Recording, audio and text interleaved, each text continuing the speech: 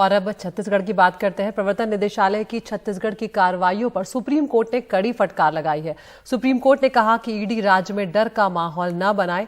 ED पर supreme court की ये मौखिक टिप्पणी ऐसे वक्त में आई है जब छत्तीसगढ़ के मुख्यमंत्री भूपेश बघेल लगातार ईडी से परेशान करने, धमकाने और उन्हें फंसाने का आरोप लगा रहे हैं।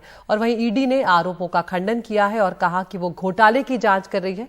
ईडी का यह भी दावा है कि छत्तीसगढ़ में कई हजार करोड़ का घोटाला हुआ है और इस मामले में गिरफ्तार आरोपियों को 19 मई तक रिमांड में रहना होगा। जुल्फिकार अली की रिपोर्ट आपको दिखाते हैं।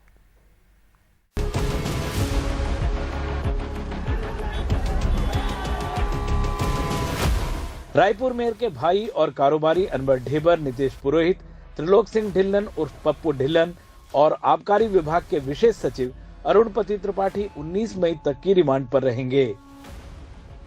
शराब वितरण कंपनी CSMCL के पूर्व MD AP त्रिपाठी को मुंबई से पकड़ा गया।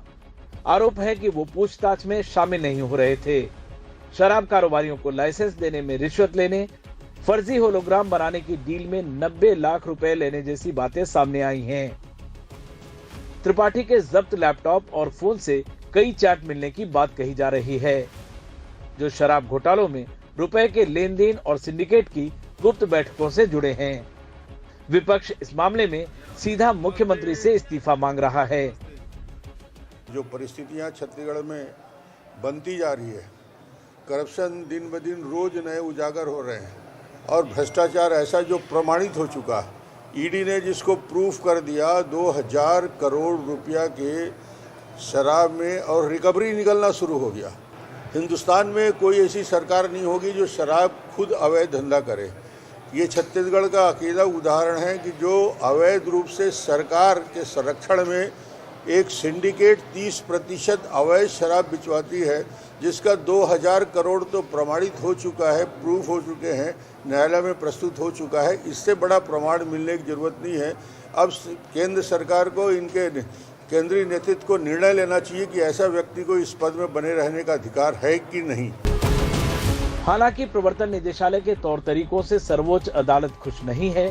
अनवर ढेबर सहित 2 लोगों की याचिका पर सुनवाई के दौरान कोर्ट ने मौखिक टिप्पणी में कहा, ईडी डर का माहौल न बनाए। कोर्ट को बताया गया कि आबकारी विभाग के 52 अधिकारियों ने लिखित शिकायत दी है। उन्हें मानसिक शारीरिक यातना देकर ईडी परेशान कर रही है। उनके परिवार के सदस्यों को गिरफ्तारी की धमकी दे रही है और मुख्यमंत्री को फंसाने की कोशिश कर रही है। सरकार ने दावा किया है कि अधिकारियों ने कहा है कि वो विभाग में काम नहीं करेंगे। याचिकाकर्ता के वकील ने कहा कि ये चौंकाने वाली स्थिति है। छत्तीसगढ़ में चुनाव आ रहे हैं और इसलिए ये सब हो रहा है। वहीं ईडी ने आरोपों का खंडन किया और बताया कि एजेंसी राज्य में एक घोटाले की जांच कर रही है।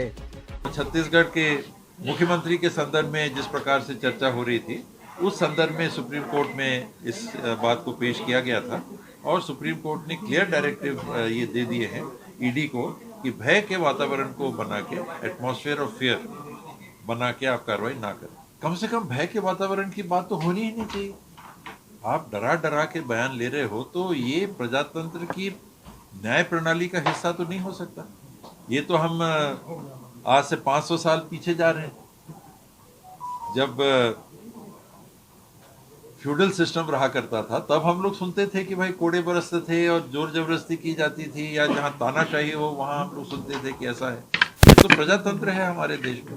प्रजातंत्र में जोर जबरदस्ती से कुछ भी करना ये पूरी तरह से अनुचित है। छत्तीसगढ़ में 6 मई को शराब घोटाले में कारोबारी अनवर ढेबर की गिरफ्तारी करने के बाद ईडी ने कोर्ट में रिमांड पेपर में दावा किया था कि छत्तीसगढ़ की सरकारी 800 दुकानों में 30 से 40% अवैध शराब बेची गई।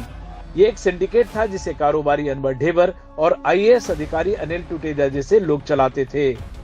इस सिंडिकेट ने 3 साल में राज्य को 2000 करोड़ का चूना लगाया।